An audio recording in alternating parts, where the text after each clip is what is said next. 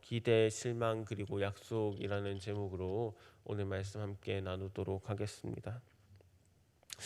유다 왕 여호람의 통치에서 하나님의 말씀이 나타납니다. 말씀을 버린 자는 인생의 막대기로 심판하겠다 하는 이 하나님의 경고가 드러났습니다. 그런데도 유다 왕 여호람은 하나님을 버리고 다윗과 선왕들의 길을 버립니다. 다윗과 선왕들을 그리고 하나님을 버리고 선택한 길은 바로 아합의 길이었습니다. 여호람은 아합의 길을 쫓아 악을 행하고 백성들을 음행의 길로 미혹합니다. 하나님은 여호람을 꾸짖으시고 경고대로 그와 그의 가족과 이 유다 땅에 전쟁과 죽음, 큰 재앙을 내리십니다. 그럼에도 우리가 한 가지 확신할 수 있었던 것은 하나님은 신실합니다. 심판 속에서도 다윗과 다윗의 왕조를 버리지 않으시고 그 등불을 꺼지지 않게 지켜주십니다. 바로 오늘 본문입니다. 아합의 집을 따르던 여호람은 이제 병을 죽고 이 막내 아하시아가 유다 6번째 왕이 됩니다. 막내 아하시아가 그 모든 형제가 죽었음에도 불구하고 살아남았던 이유는 막내 아하시아가 왕이 된 이유는 적군이 다른 형제들을 모두 죽였기 때문입니다. 아하시아 형들의 죽음은 그의 아버지 여호람의 이 우상 숭배에 대한 하나님의 심판이었습니다. 자기만 살아남은 이유가 하나님의 심판이었던 거죠. 아버지의 죄로 인한 아버지의 잘못이 형들의 죽음으로 이어졌습니다. 이것을 보고 자랐으면 우리는 당연히 기대를 하게 됩니다. 이 왕은 좀 다르겠구나. 이 왕은 좀 다르겠구나. 하나님께로 돌아가겠구나. 하나님을 섬기겠구나라는 기대를 하게 됩니다.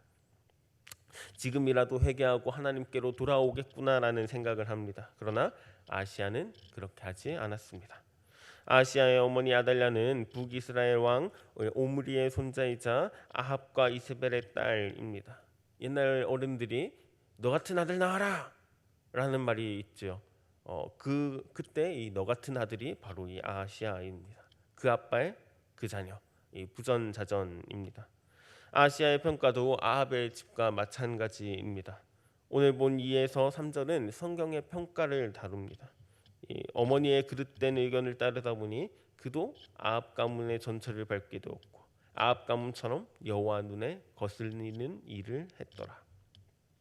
이전에 아사 왕은 이 마아가가 이 우상을 섬기자 그를 폐위시키고 이 우상을 다 빻아서 우상 숭배를 근절시켰습니다. 그런데 그런 좋은 선례를 따르지 않고 아시아는 아사와 여호사밧의 신실함을 따르지 않고 그의 아버지처럼 아합의 가문의 길을 선택하면서 파멸의 길을 계속해서 걸어갑니다. 여호사밧의 때부터 시작한 이 북이스라엘과의 교류는 이 아시아의 때에도 지속되어서 이 유다의 뿌리를 흔들게 됩니다. 아시아는 북이스라엘 왕 요람과 함께 빼앗겼던 땅을 다시 빼앗긴 이 길앗 라못을 탈환하려 합니다. 조상들의 전철을 밟은 그들의 행보는 아합처럼 죽음으로 끝나게 됩니다. 북이스라엘 왕 요람은 그 전투에서 상처를 입게 되어서 이스라엘로 돌아갔고 아시아는 요람에게 이 병문안을 합니다. 그때 북이스라엘에 반란이 일어납니다.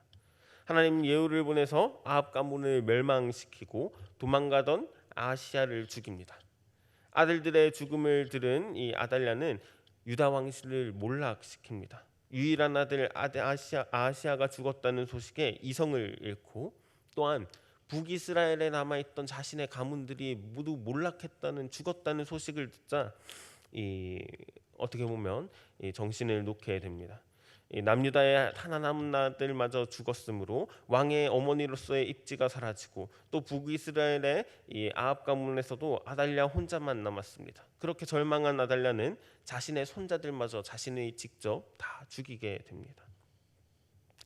유다 왕가의 혈육들이 모두 죽었습니다. 그렇게 마침내 아시아의 집안에 왕노릇 할 만한 자가 없더라라는 이 성경의 평가가 내려지게 됩니다.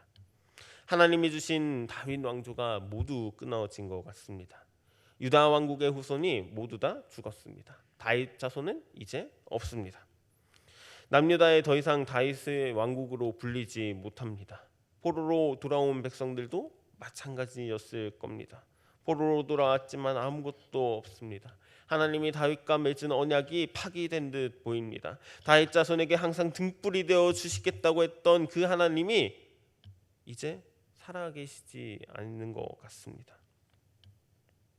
다윗 자손의 진멸 그리고 아달랴의 등극은 유다 백성들에게 큰 절망감이었을 것이고 하나님에 대한 의구심과 배반감에 몸서리치는 그런 장면이었을 겁니다. 그러나 놀랍게도 이것으로 끝나지 않습니다. 하나님은 하나님의 방법으로 다윗 자손을 남겨둡니다.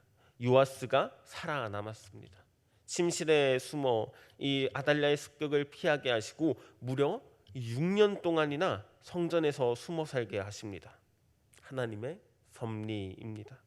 하나님은 은혜의 시간 속에서 은혜 속에서 6년이라는 긴 시간 동안 비밀리에 요아스는 생존합니다. 하나님은 유다의 존폐 위기에서 다윗의 후손을 구해 주시고 지켜 주시고 언약을 신실하게 지키십니다. 이방신을 모신 할머니를 피해서 성전에서 자란 요아스. 제가 이스라엘 백성이었으면 이 요아스를 보면서 요아스에게 굉장히 기대를 걸었을 것 같습니다.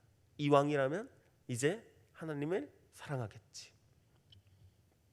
하나님이 선택해서 살린 왕, 그 왕이 이제 하나님의 나라를 만들어 갈 거야라는 그 기대를 품을 것 같습니다.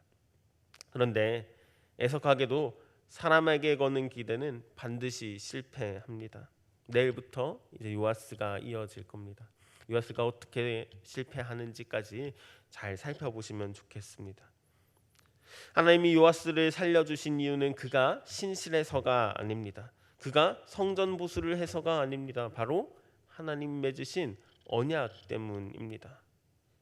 삶의 비참한 순간에, 더 이상 꿈꿀 수 없는 시간에, 희망이라고는 품을 수 없는 순간에, 상황을 보면 한숨이 나오고 사람에게 기대를 걸어 실망하고 나 자신을 보면 끝없는 절망에 빠질 때, 그 순간에도 하나님의 언약이 남아 있습니다.